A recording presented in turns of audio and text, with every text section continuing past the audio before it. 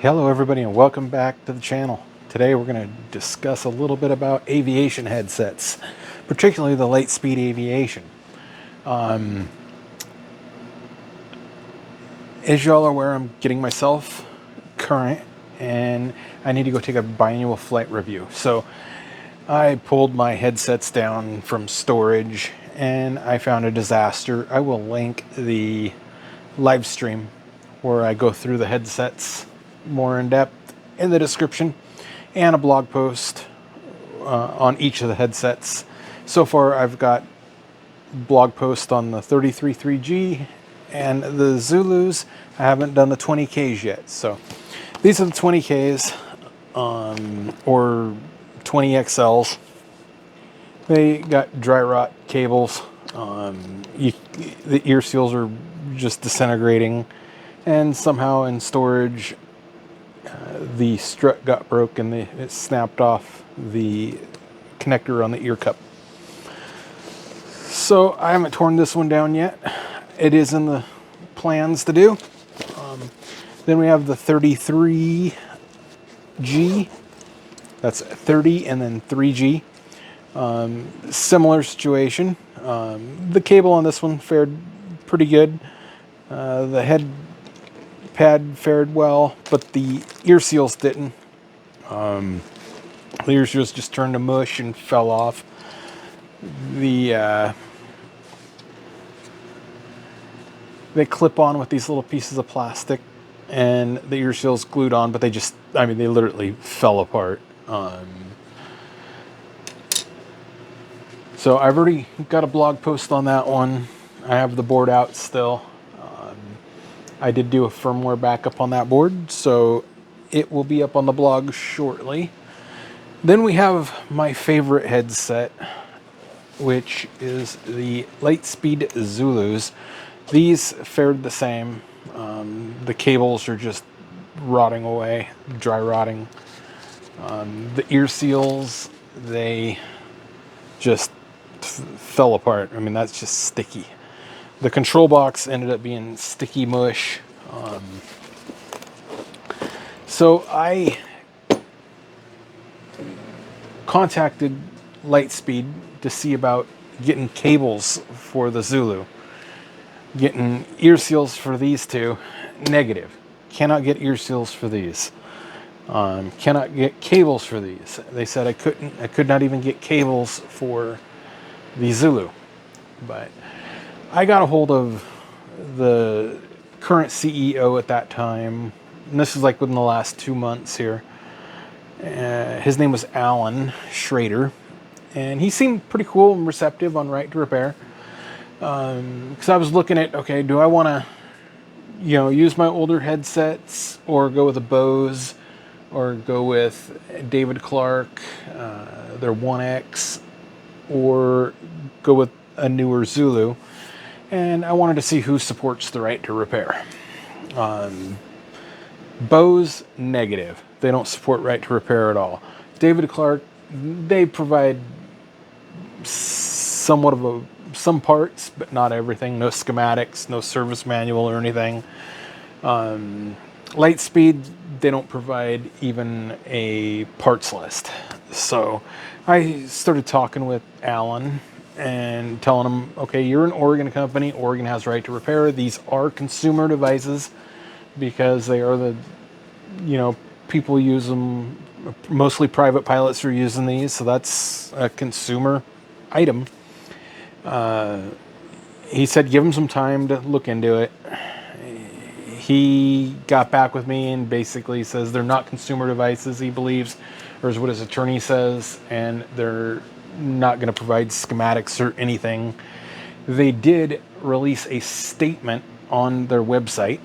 Give Cotty some cookies and I'll read you that their right to repair other policies. I will link it in the description, and I'll try to put it up on the screen if I can figure that out. Their other policies. It says right to repair policy. Lightspeed has always been a market leader in the care and support of our customers. From the industry-leading warranties offered to trade-in programs and product upgrade conversions. Well, yeah, that's basically all they said when I asked about cables for the Zulu, is trade it in. No. It continues on saying, it's our goal to offer exceptional product support to our customers over their piloting lifetime. Even with discontinued products, our goal is to provide support for a minimum of twice the warranty length on a given product. Over the past couple of years, various states are now enacting right to repair laws to help reduce the frustration and landfill waste associated with inexpensive consumer goods being difficult or economically unreasonable to repair. Well, these are not inexpensive consumer goods. These are very expensive consumer goods. A Zulu headset starts, I believe, at $1,000 and goes up to like $1,300 or $1,400. So then they continue on and says, this is a new and evolving space of requirements for many types of consumer products, with each state pursuing various levels of focus and compliant needs.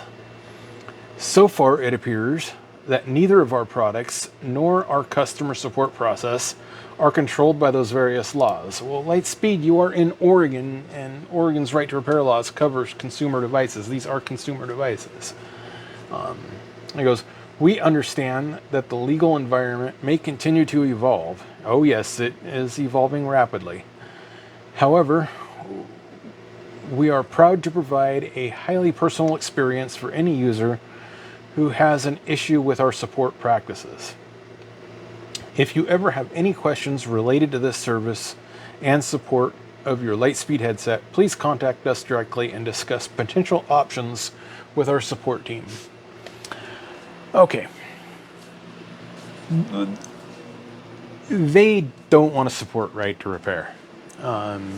They think just because they offer a long warranty and offer exchange service and upgrade paths, that they can have the monopoly on repair. Well, no. But Alan, he was a really awesome fellow to talk with. I had a really good time talking with him. He said he's going to do something for me. I didn't ask for this. He sent me a care package. He asked me what I needed to get my headsets going, and he sent me this package. So we're going to open this package up, and then Cotty, she's owning another package right here. That's from AliExpress. It's just kind of light, but we'll see what it is. Let's just open this up. I wish Lightspeed would support right to repair. They're in Oregon, so they're close, they're local. I can go private right of action, and I will.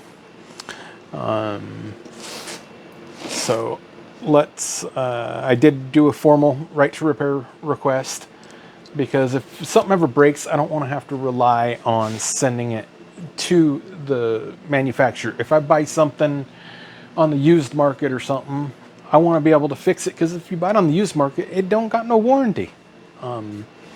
So this box is from Lightspeed Aviation right there. Alan, he was a really good fella. I haven't talked to the new guy yet. His name is, they just switched CEOs. The guy's name is Heider, Heider. He's the new CEO.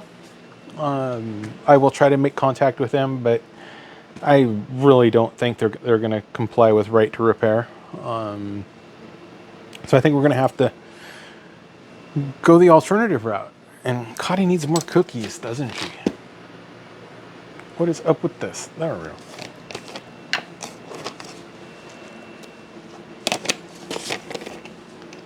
So let's just get into this right here.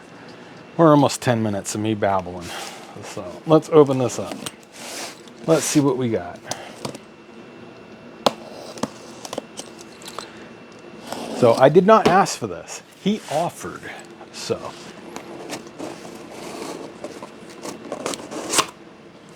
what do we have here? Okay. So we have a Zulu head pad. My head pad was just all sticky and gooey. Oop, we have card paper. So then we've got some mic muffs.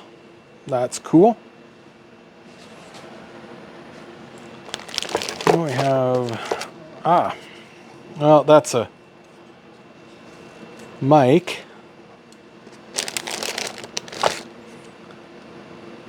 That's Lightspeed 15 XLC. Well, I don't really need a mic. I needed the cup, the actual cup piece.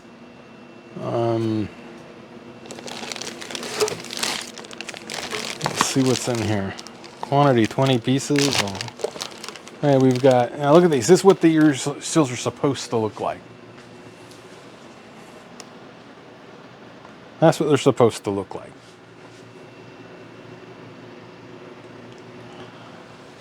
So we've got 1, 2. Oh, that's kind of cool. He sent me 4 of them. Awesome. Well, these are for the Zulus. And what's that? That's a headband. It's used. Still a little sticky. That's for the 20XL, I believe, or 20K. And for a cable on it, he sent me a little different cable, but it's got a good down cable, but this one's dry rotting, but that's not bad. That could be kind of cleaned up, but that's a little different box, so I don't know if this box is going to be right for the 20K.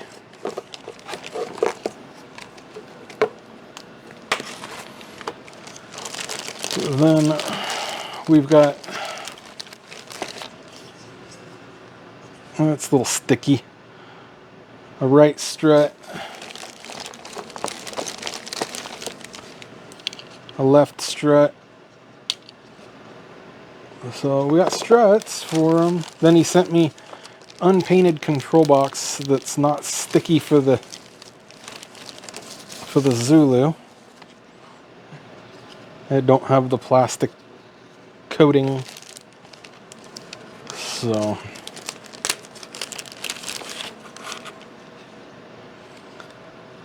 we'll see how this goes together with the that'll look pretty good, I hope. Don't have the cover. I don't know. Is it supposed to have? Let me look at mine.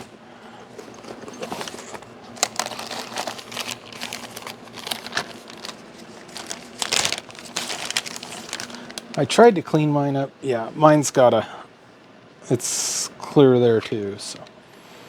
But I scrubbed and scrubbed and scrubbed on this one, so I'll have to take all the metal work out of it.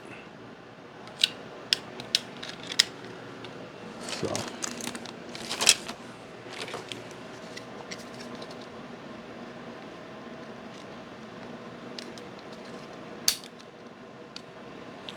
And there's no sticker in there, so we'll need another. I'll have them send me a sticker.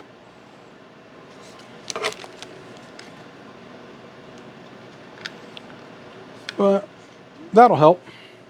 It won't be sticky. So we've got a headband, mic muffs, and these are just the other parts that are for the Zulu. That these are the upper pieces.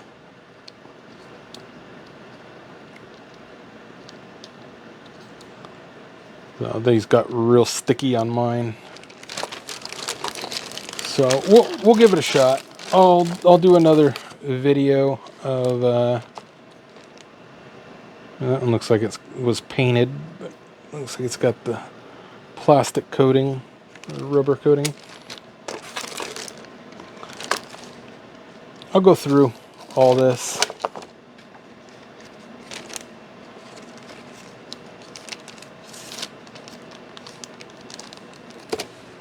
But yeah, that's not the ear cup that I needed. Darn it.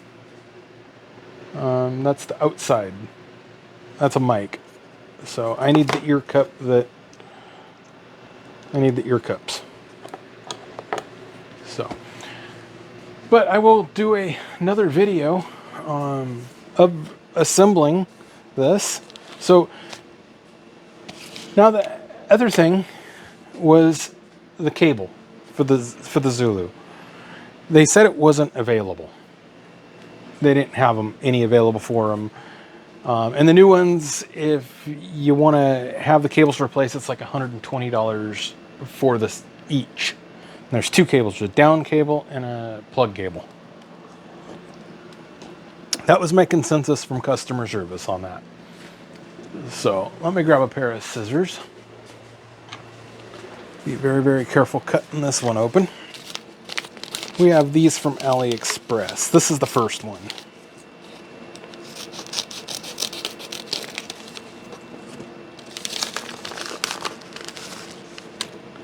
And that is a down cable.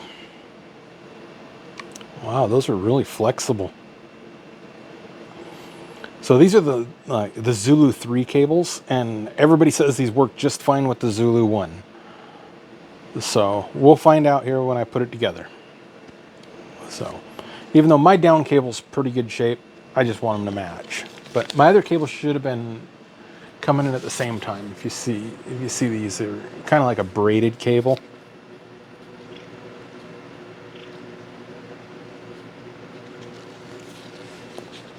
Hard to see here.